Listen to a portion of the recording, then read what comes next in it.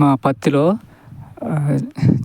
గడ్డి పడింది అనమాట. ఇది దున్నకుంట అయిపోయింది. చేను బాగా హైట్ పెరిగింది కాబట్టి ఇది కలుపు తీయాలంటే ఎక్కువగా లేబర్ పట్టేటట్టుగా ఉన్నాడు. ఎందుకంటే చేను అంతటా ఉందన్నమాట. సాలల్లో మధ్యన ఇట్లా ప్రతి చోట ఉంది.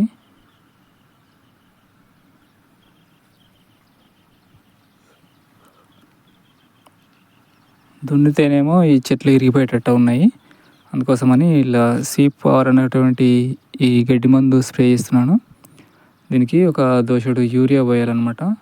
ఒక 100 ml ఇది పోసి ఒక దోసెడు యూరియా పోసి కొడితే ఆ గడ్డికి అతుక్కుంటుంది యూరియా అనేది.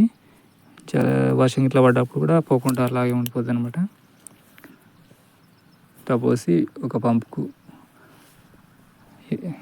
100 ml చొప్పున పోసి గడ్డి పూర్తిగా నానేటట్టుగా కొట్టాలన్నమాట. అది చెట్టు కింద కానీ ఎక్కడున్నా కూడా ప్రతి గడ్డి మూలక మీద ఖచ్చితంగా మందు అనేది పడేటట్టుగా స్ప్రే చేసుకోవాలి.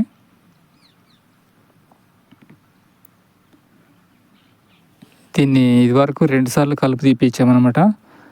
తీపిస్తే లేబర్ కాస్ట్ ఎక్కువ అవుతుంది. అందుకోసమని ఇప్పుడు కలవాలంటే కలవలేక ఇట్లా మందు స్ప్రే చేస్తున్నాను. ఇవి చూడండి, సాళ్ళ మధ్యన అంతటి ఉంది గడ్డి. అంతా పెరిగిన తర్వాత తీసేయాలంటే ఎక్కువ డబ్బులు అవుతుంటాయి. ఇదివరకు ఒక సాళ్ళ దగ్గర ఉన్నది తీసేస్తేనే ఒకసారికి 12,000, ఒకసారికి 16,000 అయినాయి. ఇప్పుడు ఇది మొత్తం తీయాలంటే 20,000-30,000 అయినా కూడా కాదు. అందుకోసం ఇట్లా మందు స్ప్రే చేస్తున్నాను.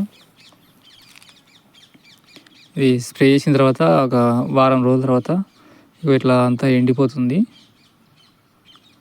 చూడండి, ఇది ఒక తుంగ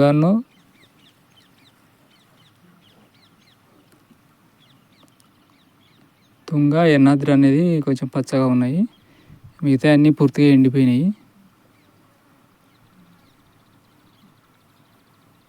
ఈ తుంగ చూడండి అలాగే ఉంది పచ్చగా. అది ఎండిపోద్ది కానీ పూర్తిగా చావదు. ఇట్లా మందు స్ప్రే చేయడం కొంచెం ఇబ్బందిగా ఉన్నా తక్కువ ఖర్చుతో అయిపోతుంది అనమాట. ఎందుకంటే ప్రతి సాలుకు పట్టుకుంటూ పోవాలి కాబట్టి ఏదైనా మండ పెద్దగా ఉన్నప్పుడు దాన్ని సైడ్కి అనుకుంటూ కొట్టాలి. అది చెట్ల మీద పడితే ఏమవుతుందంటే ఆకు రాలిపోతుంది.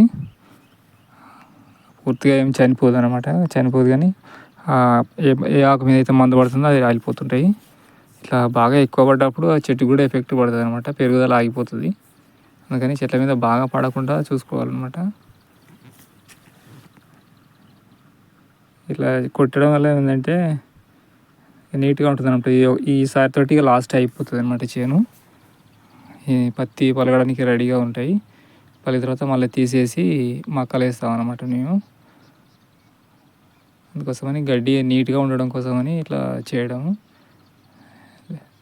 ఇంకా ఎన్నాద్రి అట్లాంటిది ఏదంటే బాగా హైట్ పెరిగి చెట్ల పైకి ఎక్కి పత్తిని పలగనివ్వదు.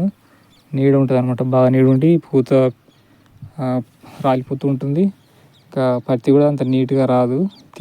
మనం పత్తి ఏరేటప్పుడు కూడా ఏరకుండా ఇది అడ్డుగా ఉంటుంది అనమాట. అందుకోసమని అసలు గడ్డి లేకుండా చేయడమే మంచిది. చూడండి, ఇదంతా పత్తి చేను ఇంత హైట్లో ఉంది.